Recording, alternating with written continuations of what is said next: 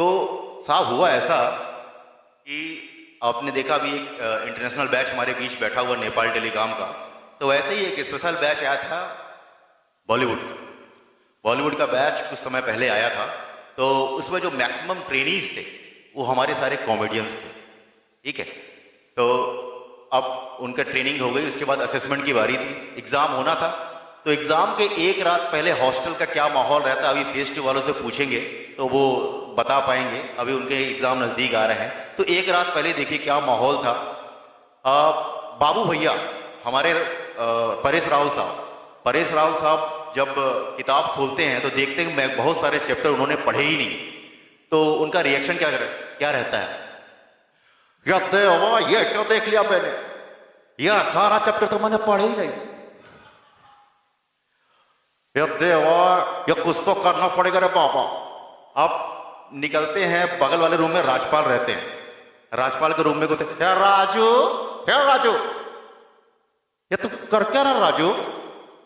अब राजपाल अरे अरे अरे अरे अरे अरे बाबू भैया, अरे चिल्ला चिल्ला के पूरे मोहल्ले को बता दोगे क्या?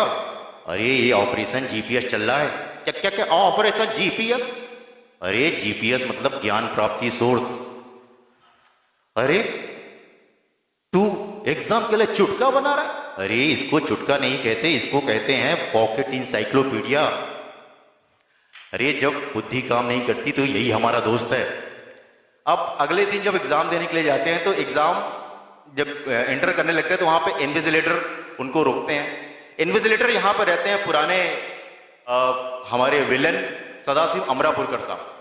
सदाशिव अमरापुरकर रहते हैं उसके इन्विजिलेटर। वो देखते ही परेश रावल को, बाबू भैया को, अरे बाबू मेरे यार तू तो बिल्कुल भी नहीं बदला, पहले भी गंजा था और आज भी गंजा है यार। राजपाल को देख के अरे तू अपना एडमिट कार्ड तो दिखा। अब एडमिट कार्ड जैसे ही जेब में हाथ डाला तो वो जो एडमिट कार्ड नहीं निकलता, जो चुटके उन्होंने बनाया तो वो चुटके हाथ में आ जाते हैं।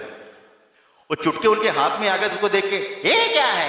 अरे अरे अरे अरे अरे सर मैं क्या बताऊं, मैं तो एडमिट कार्ड ही लेके आया था, ये पता नहीं मेरे जेब से ज्ञान की वर्षा कैसे हो रही है। अरे मुझको सिखाता है। अरे मालिक गलती हो गई, अरे हमको माफ कर दो। ऐसे नहीं, मेरे जूतों पे माथा रगड़ो, बोल कि कभी तू ऐसी गलती बाद में दोबारा नहीं करेगा। अब किसी तरह से अंदर जाते हैं, एग्जाम चालू हो जाता है। एग्जाम में बैठे रहते हैं कादर खान बैठे रहते हैं शक्ति कपूर के पीछे, और उनको कुछ एग्जाम में आता नहीं रहता तो कादर खान इशारे में अबे इधर तेरा मंडी इधर घुमाओ, कॉपी इधर घुमाओ। अब चूंकि वो अपना चश्मा भूल गया तो उनको कुछ दिखाई नहीं देता है, तो कादर खान शक्ति कपूर पे झल्लाते हुए कहते हैं अबे खरगोश की औलाद, न लिख रही है न लिखवा रही है, फोकट में टॉपिक टाइम खोटी कर रही है, ये में पर्ची नहीं, दिमाग में आंसर नहीं, ऊपर से ये इन्विजिलेटर लोग अखरोट खा के पीछे पड़ जाते हैं। इधर में तो बैठो, ऐसे देखो, सीधे देखो। अरे हट। बगल में बैठे रहते असरानी को सोले चढ़ जाते उसी समय। अटेंशन, हमने कहा अटेंशन, हम अंग्रेजों के जमाने के स्टूडेंट हैं, आजकल के स्टूडेंट की तरह नहीं जो कॉपी मारने के चक्कर में स्लो मोशन में लिखते रहते हैं। कादर खान उनको सुनते हैं, अबे स्लो मोशन, एक झापड़ मारूंगा तेरा लूज मोशन शुरू हो जाएगा, समझा? मुझे नहीं लेना कोई एग्जाम। वो एग्जाम बिना दिए निकल गए वहां से। अब आगे राजपाल और बाबू भैया बैठे रहते हैं। राजपाल अरे अरे अरे बाबू भैया, अरे पूरे चुटके तो बाहर निकाल दिए, अरे चलो हम एक गेम खेलते हैं। यार राजू तो अभी एग्जाम हॉल में कौन सा गेम खेलेगा रे? बाजू वाला बूम करेगा। अरे हम दोनों कॉपी अदला बदली करते हैं, तुम मेरे आंसर शीट लिख दो, मैं तुम्हारी आंसर शीट लिख देता हूं। अभी कर ही रहते हैं, उसी सब करते ही रहते हैं। उसी टाइम पे इन्विजिलेटर आ जाते हैं। ये क्या चल रहा है? अरे ये यार राजू ने मेरे को बोला कि गेम खेलने का, सीधी तरह बैठ वरना कालिया पठान के लफड़े में पड़ेगा तो बेमौत मारा जाएगा। अब किसी तरह से एग्जाम होता है, एग्जाम के दूसरे दिन रिजल्ट आया। रिजल्ट में सारे के सारे जो एक्टर रहते हैं वो फेल हो जाते हैं, सबके सब फेल हो गए। अब क्या किया जाए? अच्छा, इसी बीच में जब वो शक्ति कपूर के कॉपी नकल करते रहते हैं तो इन्विजिलेटर उनको पकड़ लेता है, उनको खड़ा करता है। नाम क्या है तुम्हारा? आओ मेरा नाम है बटुकनाथ लल्लन प्रसाद मालपाने, मगर प्यार से मुझको लोग कहते हैं बल्लमा, सीटी बजा के।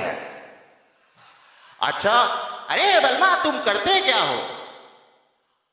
क्राइम मास्टर गोगो, आंखें निकाल के खेलता हूं गोटियां और सबकी खड़ी करता हूं खटिया, सीटी बजा के आओ।